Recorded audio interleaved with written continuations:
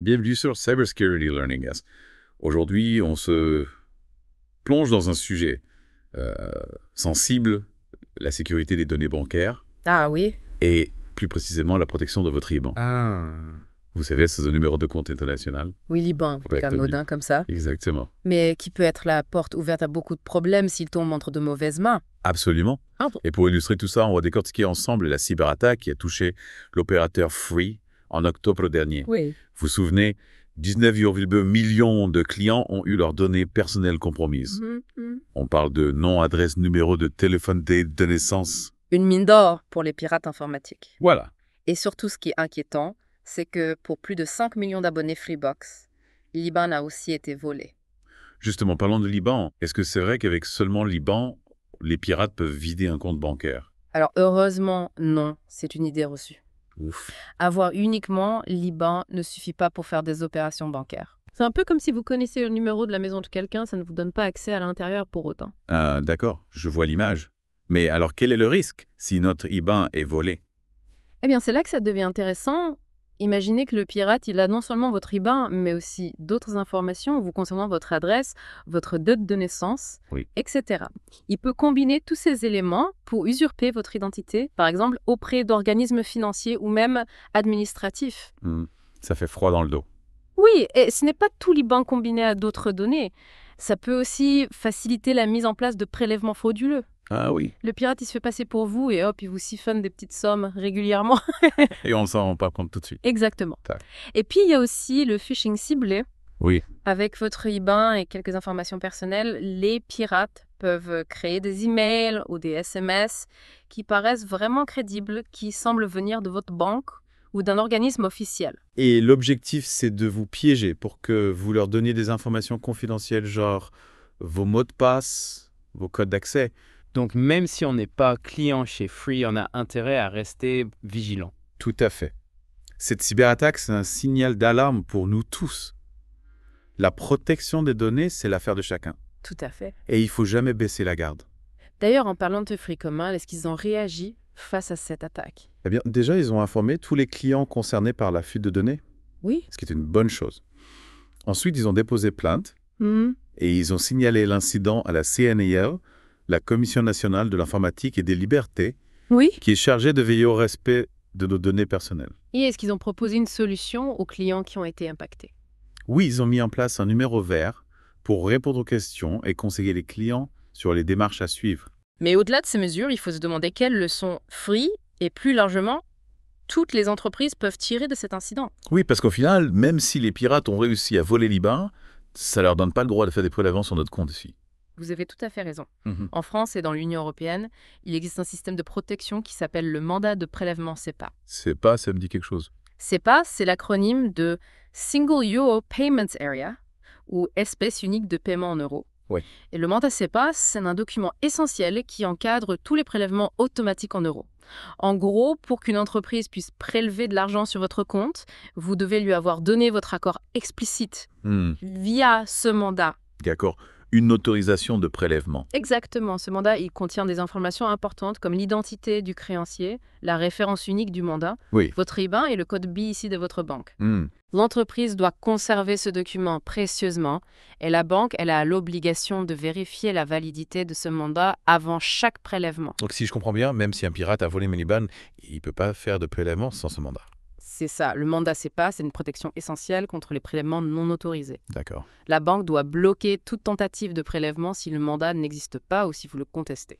Et si jamais un prélèvement non autorisé a lieu, comment on peut réagir? Bonne question. La loi vous protège en cas de prélèvement frauduleux. Oui. Vous avez jusqu'à 13 mois pour demander un remboursement à votre banque. Fais-moi. Si un prélèvement est effectué sans votre accord. Ah oui, c'est plutôt rassurant et la banque est obligée de nous rembourser. Absolument. En cas de prélèvement non autorisé, la banque doit vous rembourser immédiatement, même si elle effectue des vérifications par la suite. Donc, tout ça me rassure un peu, mais du coup, comment est-ce qu'on met en place un mandat SEPA? C'est Oui. compliqué. Pas du tout. Lorsque vous souhaitez payer un abonnement ou une facture par prélèvement automatique, l'entreprise vous envoie un formulaire de mandat à signer. Oui. Vous pouvez le signer à la main ou même électroniquement maintenant. Et ensuite, on renvoie ce document à l'entreprise. Exactement, l'entreprise garde l'original du mandat et transmet uniquement les références du mandat à la banque pour chaque prélèvement. Et si on change d'avis, est-ce qu'on peut annuler ce mandat? Bien sûr, vous avez le droit de révoquer un mandat SEPA à tout moment en informant l'entreprise concernée et votre banque. D'accord. Et si vous souhaitez simplement bloquer un prélèvement spécifique, vous pouvez faire opposition auprès de votre banque avant la date du prélèvement. Super. Donc, en résumé, le mandat SEPA, c'est un système qui protège bien les consommateurs. Tout à fait. Il garantit que vous gardez le contrôle sur vos prélèvements et que vous pouvez contester tout débit non autorisé. On voit bien que cette cyberattaque chez Free soulève des questions importantes sur la sécurité de nos données. C'est évident d'ailleurs, au-delà du cas spécifique de Liban, cette attaque nous rappelle que la cybersécurité, c'est l'affaire de tous individus comme entreprises. Justement, vous avez parlé des individus, mais quel est le rôle des entreprises dans tout ça? Les entreprises, elles ont une responsabilité énorme en matière de protection des données. Elles doivent mettre en place des mesures de sécurité robustes pour protéger les informations sensibles de leurs clients. On parle de quoi concrètement? De tout un arsenal de solutions, le chiffrement des données, les systèmes de détection d'intrusion, les pare-feux. Oui. Mais il ne suffit pas d'avoir la technologie, il faut aussi former les employés aux bonnes pratiques de sécurité et les sensibiliser aux risques. Et puis, il y a aussi la question de la transparence. Ah oui, c'est primordial en cas de problème. Les entreprises doivent informer leurs clients rapidement et honnêtement sur la nature d'un incident et sur les mesures prises pour y remédier. Oui, la confiance est la clé. Si une entreprise elle est transparente et qu'elle agit de manière responsable, les clients ils seront plus enclins à lui pardonner une erreur. Oui. En revanche, si elle essaye de cacher la vérité ou de minimiser l'incident, c'est la catastrophe assurée. Ah oui. Elle risque de perdre la confiance de ses clients et ça peut avoir un impact considérable sur sa réputation et ses activités. C'est une leçon que Free et toutes les entreprises devraient retenir de cet épisode. Mais au-delà des mesures de protection mises en place par les entreprises, qu'est-ce qu'on peut faire, nous, en tant qu'individus, pour mieux protéger nos données et éviter de tomber dans les pièges des pirates? Alors, il y a plusieurs choses que vous pouvez faire au quotidien. Déjà, soyez attentifs à la sécurité de vos mots de passe. Choisissez des mots de passe robustes, uniques pour chaque service. Et n'hésitez pas à utiliser un gestionnaire de mots de passe pour vous simplifier la vie. Et ensuite? Ensuite, méfiez-vous des emails et des SMS suspects. Ne cliquez jamais sur un lien ou une pièce jointe sans avoir vérifié l'expéditeur.